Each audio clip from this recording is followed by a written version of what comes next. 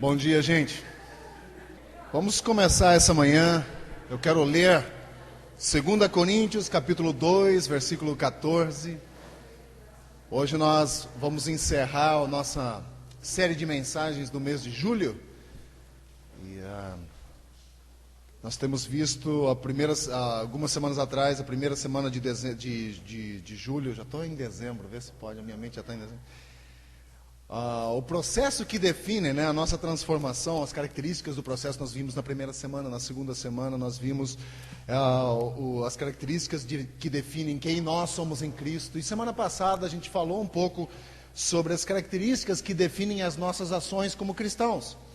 E hoje a gente vai pensar juntos aqui por uns instantes sobre as características que definem nossa vitória. Todo mundo gosta de vitória, não é? Ninguém gosta de derrotas, né?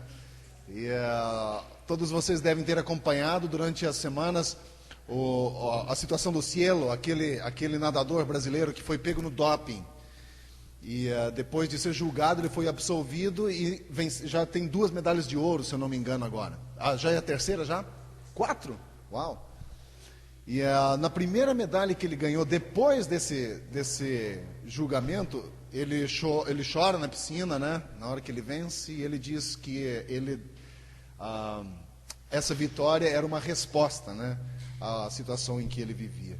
Basicamente, nós pessoas somos movidos por vitórias. Nós gostamos de vencer, e eu acredito que nós fomos criados para isso. 2 Coríntios, capítulo 2 e 14, versículo 14, diz assim: mas graças a Deus, que sempre nos conduz vitoriosamente em Cristo, e por nosso intermédio, exala em todo lugar a fragrância do seu conhecimento. Essa é a ideia de que nós fomos criados, eu e você, fomos criados para andar vitoriosamente. Só que às vezes a nossa concepção de vitória é um pouco diferente da concepção de vitória que Deus tem. A gente costuma acreditar que vitória é sempre chegar em primeiro lugar, é sempre correr mais rápido do que todo mundo, é sempre ser o melhor, e às vezes essa não é o padrão de vitória que Deus tem. Às vezes ser vitorioso é também chegar em último.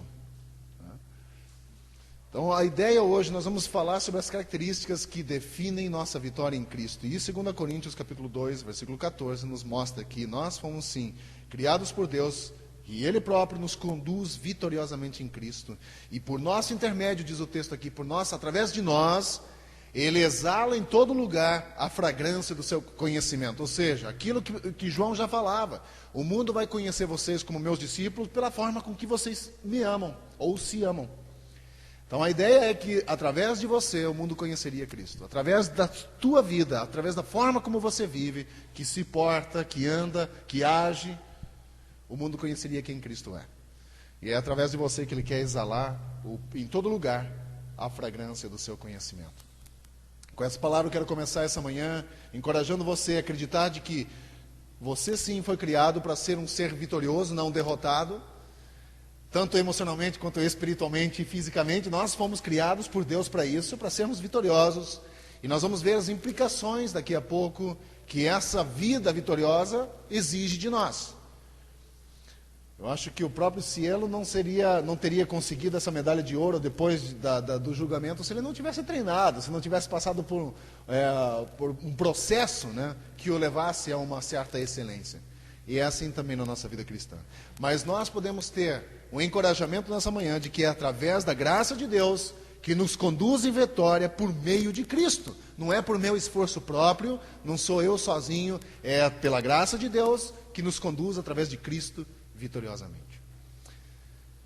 Bem-vindo a cada um de vocês. Algumas pessoas que a gente tem orado por causa de saúde. Está aqui Daiane essa manhã, que estava doente esses tempos atrás, está bem. É bom ter aqui também a amiga da Pieira, né, que nos visita aqui essa manhã. É bom ter você aqui. E cada um de vocês são muito bem-vindos e estamos felizes com a presença de vocês. Algumas pessoas ainda estão viajando. Vocês têm ficado aqui algumas semanas já sem ver o Gilson e Juliana, né? Que estão viajando, estão em Curitiba, voltam no dia 7. Também a Débora e o Léo trouxeram uma visita essa manhã, né? Muito bom tê-la aqui também com a gente.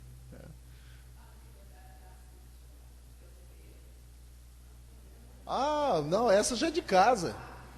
Essa aí já é veterana. Não, essa já é de casa. Mas é bom tê-la aqui também. É o representante do grupo de Campo Grande. Ela viajou. Você dormiu aqui essa noite no Recreio ou você veio de lá? De Campo Grande. Ah, não, você não está, tá certo. Eles mudaram de Campo Grande, eu que estou perdido aqui. Tá certo. Muito bom. Vamos orar então, entregando ao Senhor essa manhã, e daí nós vamos ter o grupo de louvor que nos conduzirá em adoração. Mas é bom estarmos juntos mais um domingo. E no domingo que vem, já vou avisar desde agora, tem um novo pastor aqui domingo que vem. Eu estarei fora, eu e Raquel, por 7 dias, mas nós voltaremos. E domingo que vem o pastor David Henderson, conhecem David Henderson? Estará falando aqui. Então é uma alegria ter David pregando aqui, vai ser muito bom. Depois de quase 10 anos de igreja. Não, mas David é uma bênção e estará liderando a igreja no domingo que vem. Vamos a alguns avisos para essa semana. Na terça-feira, às 2:30 da tarde, as mulheres estão aqui. Não, tem se dito que é a reunião das mulheres, né? Porque basicamente só mulheres vêm, mas é uma reunião aberta, uma reunião de oração onde qualquer pessoa pode chegar, homem ou mulher. Mas tem sido exclusivamente de mulheres, talvez, eu não sei porquê, mas todas as terças-feiras, então, 2:30 da tarde, tem o momento de oração aqui, das 2:30 até as 4:30. Então, se você tem o seu pedido de oração, você tem um formuláriozinho ali atrás, você pode colocar lá o teu pedido, coloca dentro da caixinha de pedidos de oração. Na terça-feira esse grupo vai pegar esses pedidos e vai orar sobre eles. E temos exercido essa coisa tão importante que a Bíblia nos ensina, que é de orar, interceder uns pelos outros, e a gente tem feito isso. Então, quero encorajar você a fazer isso, a pôr o seu pedido de oração lá, e pelas tuas necessidades, também motivos de agradecimento e tudo mais. Tem um ministério de visitação na nossa igreja. Então, se você precisa, ou conhece uma pessoa que precisa de uma visita, precisa de oração e tudo mais, então você pode também solicitar essa visita de oração com Geise ou com Conceição, que estão diante desse ministério de visitar pessoas. Então, pessoas que estão doentes, precisam que alguém vá na casa, ore por eles, passe um tempo, bate um papo. Então pode falar com a Geise ou com a Conceição e marque lá a sua visita. Domingo que vem, como eu já falei para vocês antes, eu e Raquel não estaremos aqui. Nós estamos em Curitiba, vamos ter também uma assembleia geral lá das Evangélicas Livres do Brasil. Mas culto normal, 10 horas da manhã, com o pastor David Henderson. Vai estar aqui pregando no domingo que vem. Então você não pode perder. Vai ser muito bom ter você aqui também, sendo ministrado pela palavra, passando um tempo de adoração e louvor. Esses são os nossos avisos comuns, normais. Quero também pedir a você que se veio preparado com o teu dízimo e sua oferta, você pode aproveitar e fazer isso nesse momento. Mas você que nos visita, você está desobrigado de fazer isso, você não é obrigado. Isso é um compromisso que nós, membros da igreja, temos em manter tudo funcionando. Então, se você veio com seu dízimo, sua oferta preparado, você pode trazer nesse momento, faça isso com alegria. Hoje também, a Bianca, que está saindo correndo pela porta ali, comemora 31 anos de vida. E a gente, no final do culto, a gente vai... Não, estou brincando, ela tem 18, né? Uma coisa assim. 20?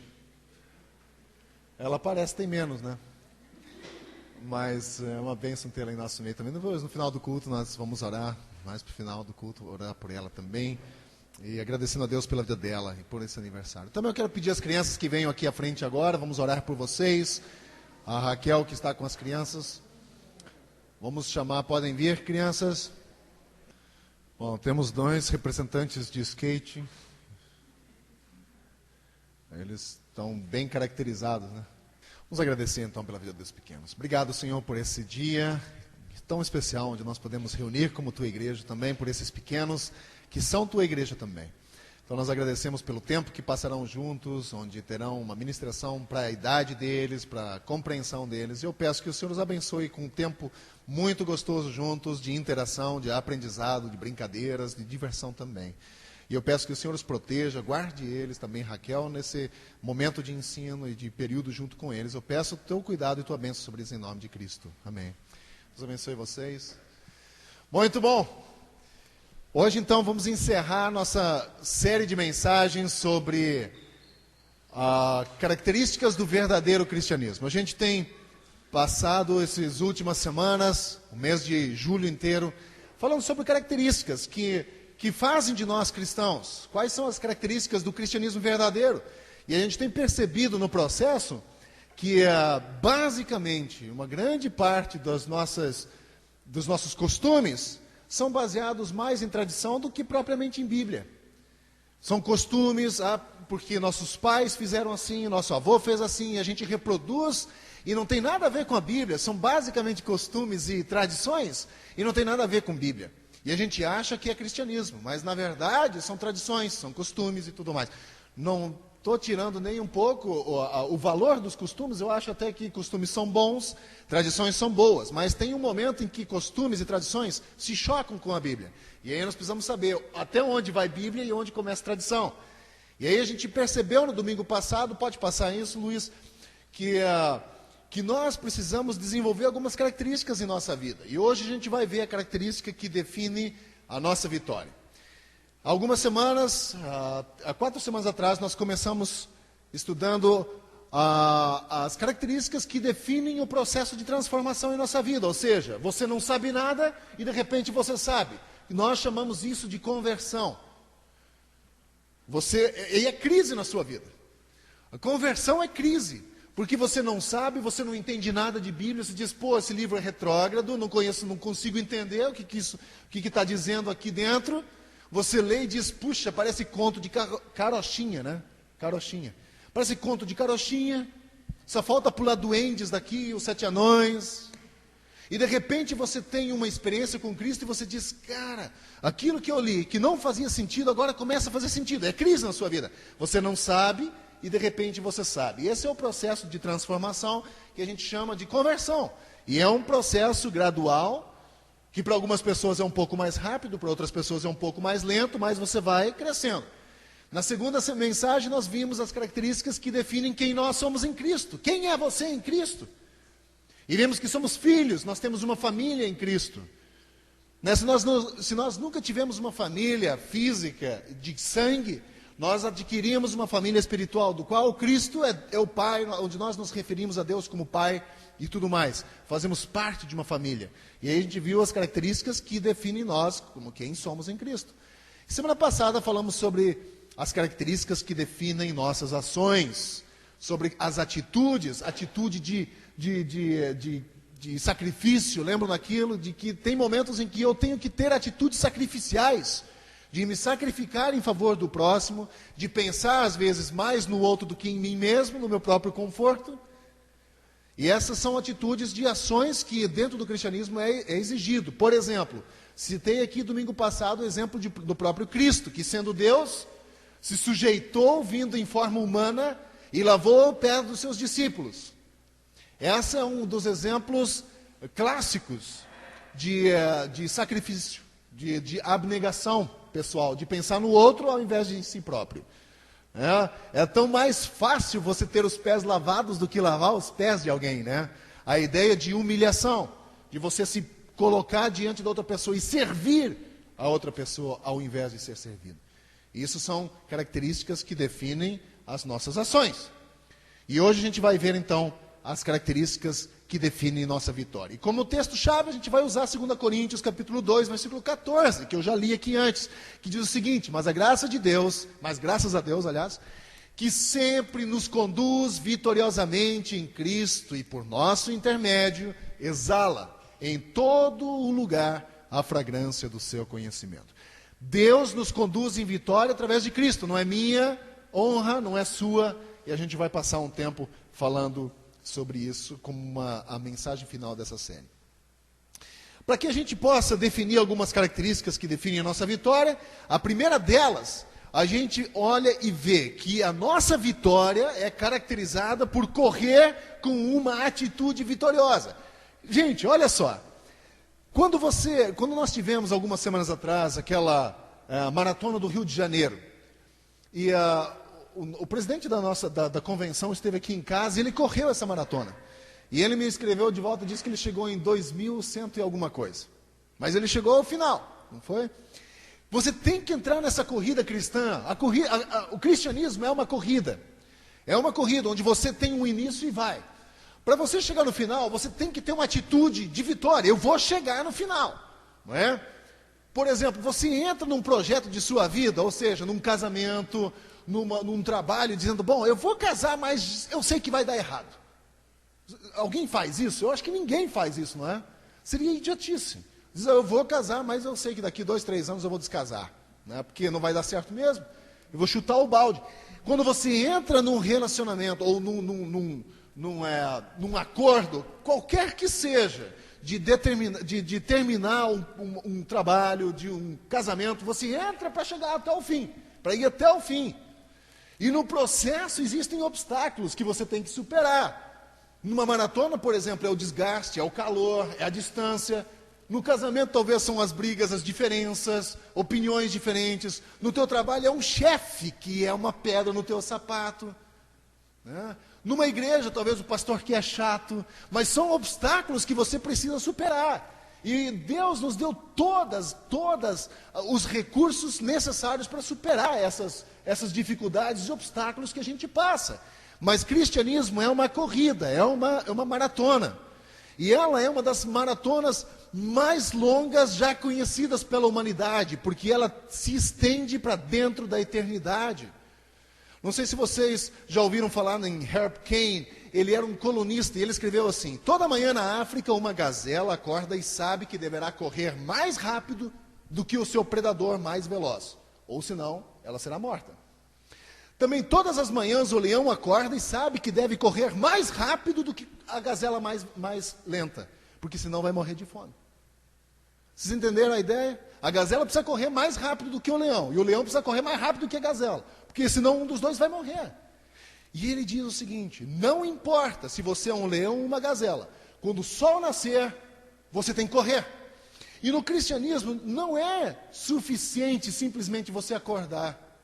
Você é chamado para correr, para que nós nos tornemos cada vez mais semelhantes a Cristo.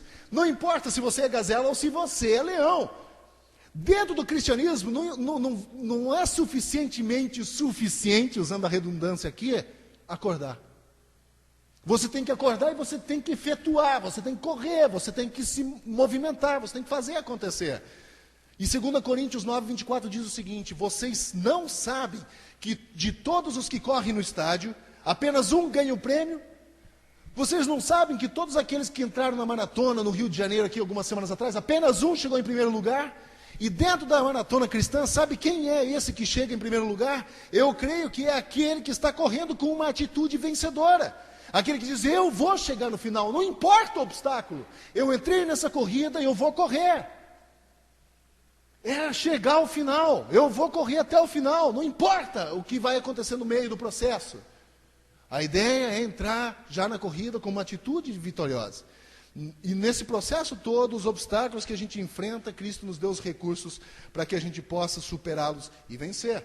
Hebreus, a gente falou, nós passamos aqui, eu acho que 24 semanas estudando o livro de Hebreus, falando sobre a questão de vitória. E Hebreus 12, 1 e 2 diz assim: portanto também nós, uma vez que estamos rodeados por tão grande nuvem de testemunhas, livremo-nos de tudo que nos atrapalha e do pecado que nos envolve, e corramos com perseverança a corrida que nos é proposta, tendo os nossos olhos fitos em Jesus, autor e consumador da nossa fé. Ele, pela alegria que lhe fora proposta, suportou a cruz, desprezando a vergonha, e sentou-se à direita de Deus.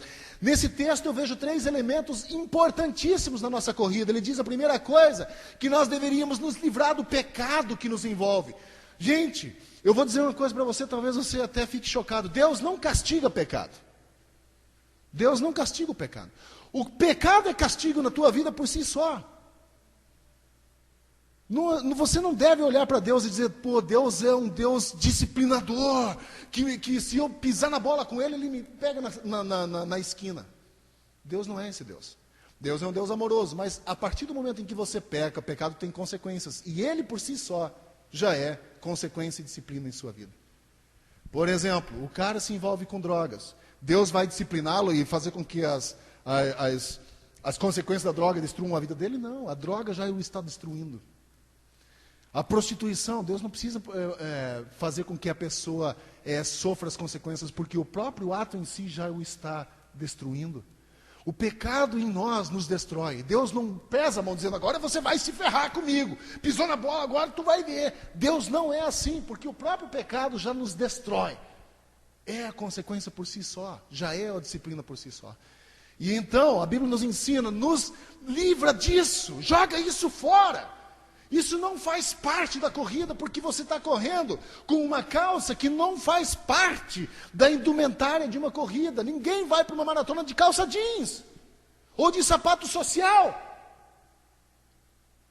Você vai para uma corrida, para uma maratona com um short confortável, com uma camiseta leve, um tênis adequado. De preferência velho, né, já batido, para não dar calos no pé e não dar bolhas. Mas você vai com roupa adequada, você não vai de calça jeans. Você já pensou, você o único chegou lá de terno e gravata para correr uma maratona com um sapatinho brilhoso? Todo mundo vai olhar para você, tá. É a mesma coisa na vida cristã, meu irmão. Pecado não tem nada a ver com tua corrida. Abandona isso, troca essa roupa. Pecado não vai fazer você chegar no final, então livra-se disso, joga isso fora. A segunda coisa, correr com determinação. Persistência é necessária. A pessoa que entra na corrida cristã e depois de 2, 3 meses diz, cara, quer saber, bicho, esse negócio aí não é para mim, não. Persistência é necessária, diz o texto que nós precisamos correr, tomar tempo para desenvolver o nosso ritmo. Nós precisamos tomar tempo para desenvolver o nosso ritmo. Não consigo terminar uma maratona se eu não treinar para conseguir correr ela. Fora de forma, você não corre a maratona.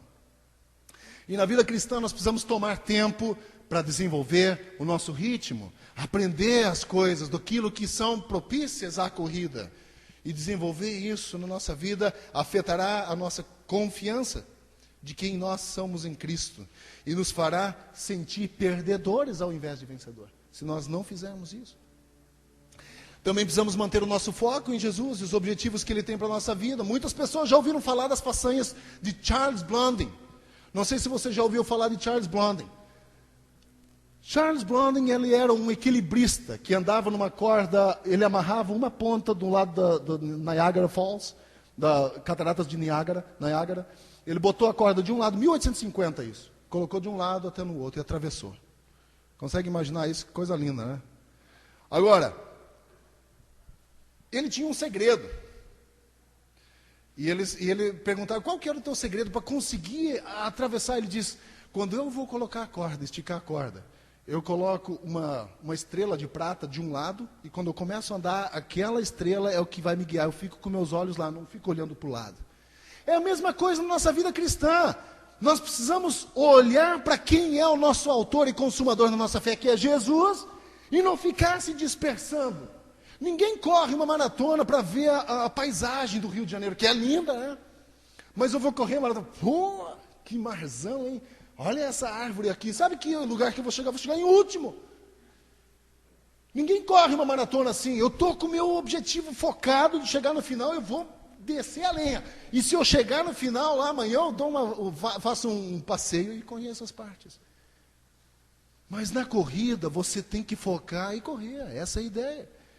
Correr a maratona espiritual exige de nós foco no nosso Senhor. E agora aqui, para manter o nosso foco, pode voltar um pouquinho. Para manter o nosso foco, nós precisamos, agora vai. Nós precisamos pensar seriamente em algumas questões da nossa vida. Para manter o nosso foco, precisamos pensar em questões que são essas aqui. Agora sim, pode passar. O que é que eu quero da minha vida cristã? Será que eu quero só festa? O que eu quero? Qual que é o preço de se viver para Cristo? Estou disposto a pagar o preço? Quando é que eu começo a pagar o preço? Você já pensou nessas questões? Gente, cristianismo não é uma vida fácil. Viver para Cristo não é fácil. Nós precisamos avaliar. E aqui nós temos algumas pessoas que gostam muito de planejamento. Para essas pessoas é fácil avaliar. Pessoas que gostam de planejamento, é fácil fazer perguntas, dizer, será que vale a pena? Qual que é o preço? Mas Todos nós deveríamos fazer essa autoavaliação. Estou disposto a pagar? Para que nós possamos manter o foco, pode passar isso também. Para que nós possamos manter o foco corretamente, precisamos pelo menos 4 coisas na nossa vida. Se você quer manter o foco corretamente, que são essas aqui. Reconhecer os nossos pontos fortes. Qual é o teu ponto forte? Você conhece os teus dons, as áreas fortes da tua vida? Reconhecer também quais são as minhas limitações, quais são as áreas fracas. Não adianta nada só você reconhecer os teus pontos fortes. Você precisa saber quais são os fracos também. Estabelecer prioridades. Quais são as prioridades na sua vida? E por fim, organizar a nossa caminhada. Quando você consegue organizar tudo isso, você consegue andar de uma forma um pouco mais, não tão romanceada. Sabe o que o romantismo faz na nossa vida? Ele é muito importante, eu acho até que é bom, mas o romantismo, ele faz você viver uma irrealidade. E muitos vivem um cristianismo romântico. E quando os problemas vêm, o romantismo se vai. Tão fácil quando ele chegou. E quando esse romantismo vai embora, o que fica é a realidade. E se você não planejou, não tem certeza onde você colocou o teu pé, ele se pulveriza. E o teu cristianismo não vale mais nada, que é o sistema de crenças falho, que eu venho falando aqui há semanas e semanas e semanas. Quando se tem um sistema de crenças falho, baseado em romantismo, baseado numa flor abençoada, baseado numa toalhinha abençoada, se você mantém o seu sistema de valores e de cristianismo baseado nisso, ele vai embora tão rápido quanto vem. Nós precisamos ter um sistema de valores que suporta uma doença, que suporta um desemprego, que suporta sim uma dificuldade no casamento, que suporta todas essas coisas e que usa os recursos que Deus já nos fez para vencer eles. Porque se o nosso sistema de crenças for forte o suficiente, o nosso casamento vai resistir. O nosso emprego vai ser recuperado, nós vamos correr atrás de outro. Aquilo que a gente viveu a vida inteira buscando, nós vamos correr atrás ainda com determinação, porque o nosso sistema vai nos ajudar. Romantismo é bom, mas no cristianismo ele precisa ser muito mais racional, aquilo que Romanos 12 diz, do que romântico. Muito mais racional, precisamos pensar, estabelecer prioridades, fortalecer ou reconhecer nossos pontos fortes, também os fracos, e organizar a nossa caminhada. Se você não tem resposta a essa, para a última pergunta, organizar a tua caminhada, se você não tem respostas para essa última pergunta, as outras 3 primeiras não valem nada. Porque você precisa organizar a sua caminhada. Tenha em mente que se você está com seu foco espalhado assim, será extremamente difícil manter uma atitude vencedora. Também a vitória, se ela é caracterizada por uma atitude vitoriosa, ela também é caracterizada por fé, convicção e obediência. Pode passar essa outra também. 1 João 5, 3 e 5 diz o seguinte: porque nisso consiste o amor de Deus, em obedecer os seus mandamentos, e os seus mandamentos não são pesados. Os que são nascidos de Deus vencem o mundo, e essa é a vitória que vence o mundo, a nossa fé. Quem vence o mundo? Somente aquele que crê que Jesus é o Filho de Deus. Fé, convicção e obediência. O nosso filho não nos obedece por medo, não é? Pelo menos não deveria ser assim. É porque às vezes a gente impõe neles medo, e aí eles obedecem por medo, até o dia em que eles se tornarem mais fortes do que a gente. Que daí o medo já não funciona mais com eles. E aí está errado a nossa educação aos filhos. Nós precisamos ensinar os filhos a obedecer por amor. Quando eles sentem que são amados dentro do relacionamento de pai e mãe, quando eles sentem que são amados e queridos, eles vão obedecer. Eles vão obedecer. Porque sentem segurança naquele amor que o pai e a mãe estão dando. Se você fala a verdade para o seu filho, se você é honesto com o seu filho, por que ele não vai ter em você aquela pessoa que ele vai procurar para conversar quando ele precisa? De contar os medos dele. De saber que ele pode ter no pai e na mãe aquela pessoa em quem ele tem confiança de abrir o coração. Você não precisa mentir para o teu filho, você precisa amar o seu filho. E amar de todo o teu coração. E é assim que Deus faz com a gente. Para que a nossa obediência, fé, convicção e obediência aconteça na nossa vida, precisa ter amor. O Geise falou aqui sobre a questão de, eu amo. De palavras é fácil. Mas a questão de amar envolve uma série de coisas. Porque nisso consiste o amor a Deus. Se você diz que ama a Deus, o amor a Deus consiste nessas coisas. Em obedecer o que Ele diz. E o que ele pede que a gente obedeça não é pesado, diz o texto. E o que é nascido de Deus vence o mundo. E essa é a vitória que vence o mundo, a nossa fé nele. Gente, a ideia da vitória, de novo aqui, não é segundo o nosso padrão. Nós todos temos um Golias para vencer diariamente. A gente tem ouvido várias coisas dentro da nossa igreja de pessoas que estão lutando a cada dia por alguma coisa, que é um gigante que ele enfrenta, mas sabendo quem você é em Cristo. Sabendo quem você é em Cristo, com teu sistema de crença forte o suficiente, mais racional do que emocional ou passional, com esse sistema de crença você vai se sentir tão confidente no Senhor, tão seguro nele, para enfrentar esse monstro, para enfrentar essa dificuldade, sabendo que Ele está com você, mesmo quando você não sente ou não vê. Ele está com você. Mais uma vez nós vemos que realmente é o desejo de Deus que nós sejamos vencedores. Deus deseja que os filhos dele sejam vencedores. Deus deseja que o seu casamento dê certo. Deus deseja que o seu emprego dê certo. Deus deseja que você... Deus deseja coisas boas para os seus filhos. Deus deseja isso, é a vontade dele, para mim, para a sua vida, para a nossa vida. Mas aqui diz que a nossa obediência a Cristo e nossa fé e crença nele que caracterizam a nossa vitória. Esses três estão todos conectados um no outro. Não tem como você ter um e não o outro. Os três estão conectados. Nossa crença dá luz à fé. A fé produz obediência. E é importante entender que ser um vencedor não significa que podemos andar com um senso de orgulho. Né? Você já viu aquele, não, porque eu sou filho do rei. Ele se acha o bambambam. Né? O último biscoito do pacote.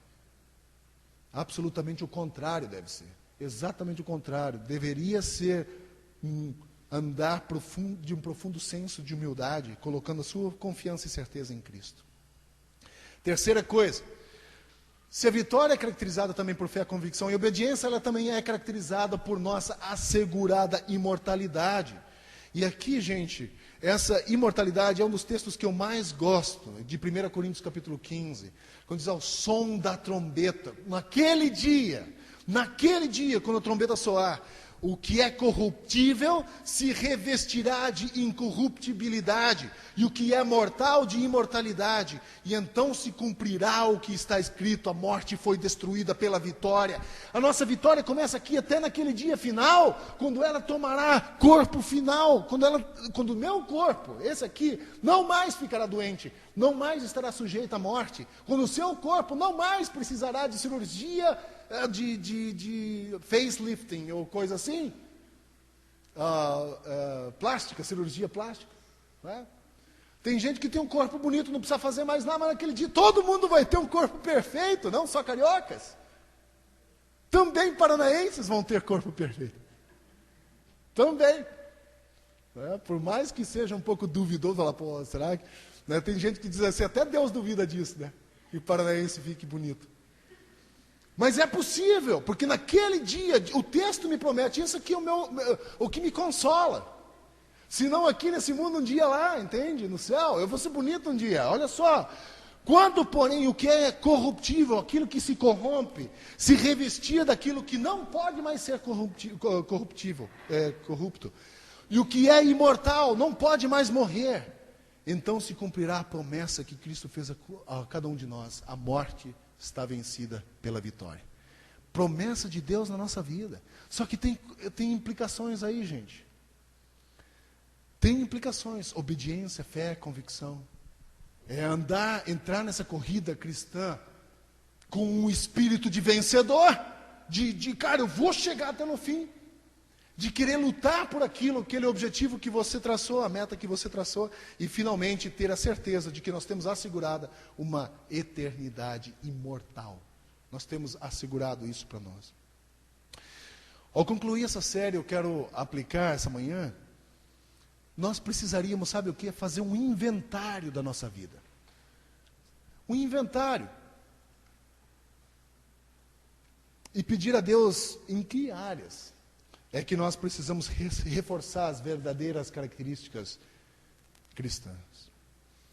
E nosso inventário deveria conter as seguintes perguntas: estamos crescendo na graça transformadora de Deus e nos revestindo do novo homem?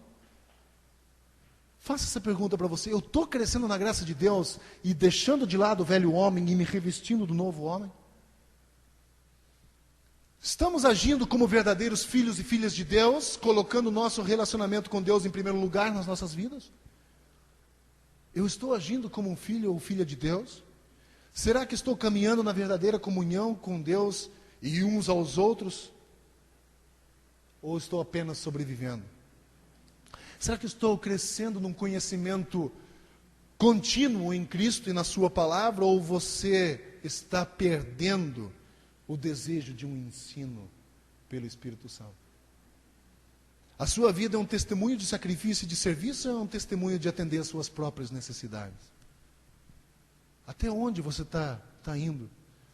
Você está lutando em um bom combate, ou teu inimigo está levando todas as vitórias o dia todo, o tempo todo, o mês todo?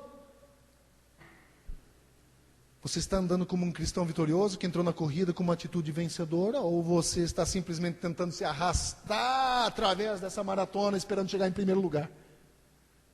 Porque tem gente que se arrasta pela caminhada cristã e espera que vai chegar, atravessar a linha de chegada em primeiro lugar. Sua vida é caracterizada pela fé e obediência, ou ela é caracterizada mais pela incredulidade e desobediência? Esse inventário é muito importante que a gente faça em nossa vida. E independente da área em que você está falhando, independente da área onde você mais falha, eu gostaria de encorajá-lo a vir a Cristo e receber a graça e misericórdia que é necessária para que você possa terminar a corrida, como o apóstolo Paulo fez um dia em 2 Timóteo 4,7, combati o bom combate, terminei a corrida e guardei a fé. Esse é o objetivo cristão. Não é chegar uma vez aqui por semana na igreja, por 2 horas, ouvir alguém falar, alguém cantar uma música bonita que me faça sentir bem e ir para casa, achar que está bom. É entrar na corrida com o espírito de vencedor, com todas as características que nós vimos agora há pouco, e chegar no final e dizer: eu guardei a fé, combati o bom combate, terminei a corrida e guardei a fé. Só que essa atitude deve partir de cada um de nós. Quando nós terminamos essa série de mensagens essa manhã, eu gostaria que isso ficasse em seu coração, sobre algumas características do verdadeiro cristianismo que nós precisamos ter, de uma reforma geral nas igrejas, dentro do Brasil, que comecem a buscar de novo, dentro da Bíblia, o que nós precisamos de Deus, não aquilo que eu talvez acho, o que o meu bisavô achava que a gente precisava, mas o que o Evangelho diz que eu preciso. E sabe o que o Evangelho diz que nós precisamos? Se arrepender dos pecados, voltar para Cristo, ter uma intimidade com o Senhor, para que a gente possa andar numa vida vitoriosa. Não é só sair pregando vitória, vitória, vitória, e vem do jeito que você está, sai do jeito que você está, e você vai ser vitorioso. Você vai ser um derrotado sempre, porque vitória não é isso. Vitória em Cristo é reconhecer que você é pecador, é reconhecer que você precisa desesperadamente de Cristo, que se não fosse Ele, você estaria condenado à destruição. Isso sim é um dos mais apelos à vitória. E depois sim, é andar segundo as características que a gente viu aqui durante todo esse mês. E começar a colher as vitórias que Deus tem preparado para você. Mas depende de um andar com o Senhor. A vitória não vai chegar na tua vida por você vir à igreja com mais frequência. Por você ler a Bíblia com mais frequência. Não é só isso. É ler e aplicar na sua vida. É viver por ela. É viver por esse livro. Agora eu vou dizer uma coisa para você. Talvez você olhe para mim e diga que a minha fé é inabalável. Olha, eu acho que a minha fé hoje é muito mais forte do que era 10 anos atrás. Mas tem momentos em que eu luto com minha incredulidade. Tem momentos em que eu estou aqui na frente pensando assim: puxa vida, que difícil pregar um negócio que eu estou tendo dificuldade de acreditar. E Deus precisa vir e falar ao meu coração e tratar isso dentro de mim, para que eu possa de novo ter a minha fé renovada no Senhor. Mas isso cada um de nós pode fazer. Eu posso fazer, você pode fazer. Mas precisamos ir ao Senhor. Ir ao Senhor, ir a Cristo e receber dele a graça e misericórdia necessária para terminar a corrida. Que Deus nos ajude a terminar essa corrida. No dia que chegar lá, quero ver você lá, hein? Para que vocês possam acreditar de que o Paranaense pode ficar bonito. Porque a Bíblia diz que pode ficar. Eu acredito. Que Deus nos ajude realmente a terminar essa corrida. A concluir aquilo que Deus tem chamado a gente para fazer. A andar próximo do Senhor, depender dEle. Isso não significa se tornar chato, gente. Pelo contrário, é a coisa mais prazerosa que tem. É você saber a confiança que você pode ter num Deus que está com você a cada dia. A cada dia. Até o fim. Deus nos ajude. Essa é a ideia da corrida, onde nós começamos e chegamos até o objetivo final. Parece que é assim, né? Deus é o nosso grande mar e nós somos os rios. E todos os rios têm o objetivo de chegar ao mar. E nós temos o mesmo objetivo. Nós, na nossa fonte, quando nós começamos o processo de transformação em nossa vida, que se chama conversão, nós rumamos. E às vezes não é em linha reta. Às vezes nossa vida é tortuosa. Existem obstáculos a serem vencidos, assim como o rio, para chegar no objetivo dele. E assim o é para nós. Eu não sei quais são os seus obstáculos, eu não sei quais são as dificuldades pelos quais você tem serpenteado a sua vida. Mas eu posso dizer uma coisa, você não está só. Talvez tenha uma voz no seu coração dizendo, eu projetei você, eu criei você para vencer. E eu estou com você. E nesse processo todo, a persistência e a insistência de serpentear pela vida até chegar ao final, é um trabalho meu e seu.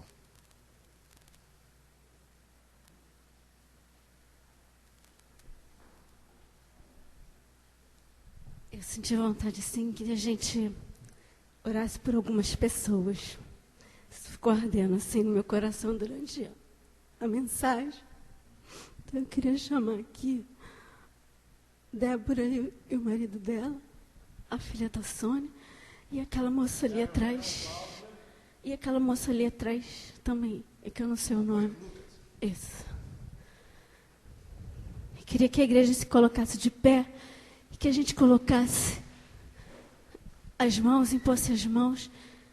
Queria chamar a Conceição aqui também na frente para orar também junto com a gente por essas pessoas. Vamos orar então. Eu não sei de fato quais são as dificuldades de vocês todos nós vivemos com dificuldades na nossa vida, nem desse grupo em específico, mas Deus, em nome de Jesus, levantamos o nome dessas pessoas diante do Senhor. E em nome de Jesus, no poder que há no Senhor, nós clamamos para que a Tua graça e o Teu poder alcance o mais íntimo sentimento e mais profundo do coração de cada uma dessas pessoas. E que eles possam ter a certeza de que o Senhor está interessado sim na vida deles, na reestruturação, na restauração de sonhos, de desejos, de objetivos na vida, e que sonhos que há muito estão perdidos, sonhos há muito esquecidos e abandonados. Nós pedimos, Pai, que o Senhor Jesus, que a força do Teu Espírito, que ressuscitou o Senhor da morte, possa ressuscitar também sonhos, projetos, desejos e anseios e objetivos do coração desse grupo de pessoas. Pai, em nome de Jesus, nós levantamos aqui esse clamor e clamamos, Pai, de fato, como Tua igreja, para que o Senhor atente o ouvido ao nosso clamor nessa manhã. E que o Senhor venha e comova o coração de cada uma dessas pessoas.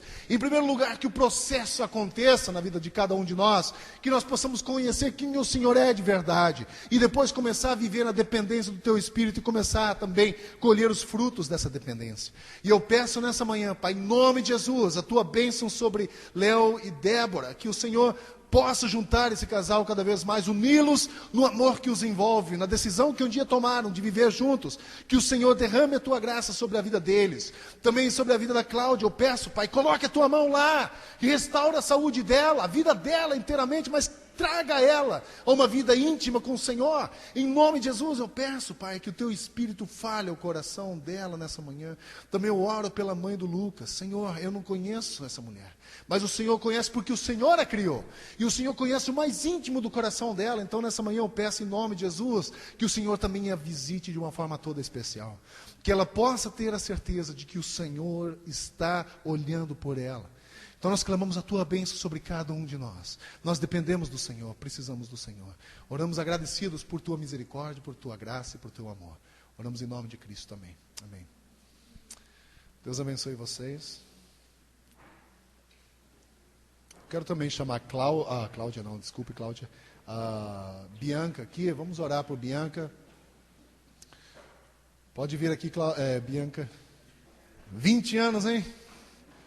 Agora, eu não tenho ou não tenho razão? Ela não parece ter 20, não é? Não é? A Bianca é uma bênção. Vamos orar por você, Bianca. A gente está feliz por você comemorar esses 20 anos hoje, né? Hoje, dia 31 de julho.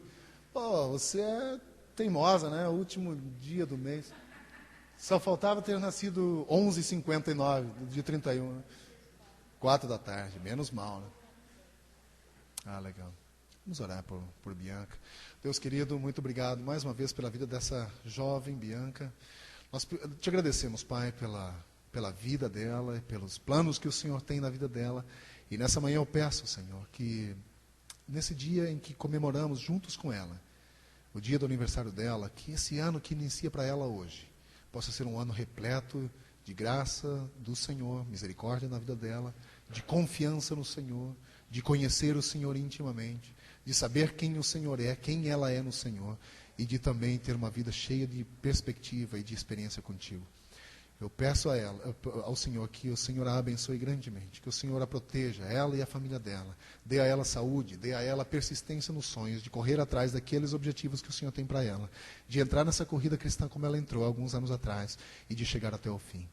Nós oramos agradecendo pela vida dela e abençoamos a vida dela em nome de Jesus. Amém. Amém. Deus te abençoe. Vamos encerrar então essa manhã. Estou muito animado com cada um de vocês que está aqui, muito feliz pela presença, até de Niterói sendo representado aqui. É bom ter vocês aqui. Quero também os que nos visitam aqui essa manhã, vocês são bem-vindos. Sentirem à vontade, podem voltar. Essa é uma parte da família de vocês. Quero que vocês se sintam assim, super à vontade em nosso meio. Amamos vocês. Não os conhecemos, mas amamos vocês.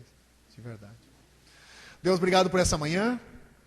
Pedimos a tua bênção sobre nós agora, clamamos que a graça do Senhor Jesus, o amor de Deus o Pai, a comunhão e consolação do Espírito Santo seja conosco hoje e sempre.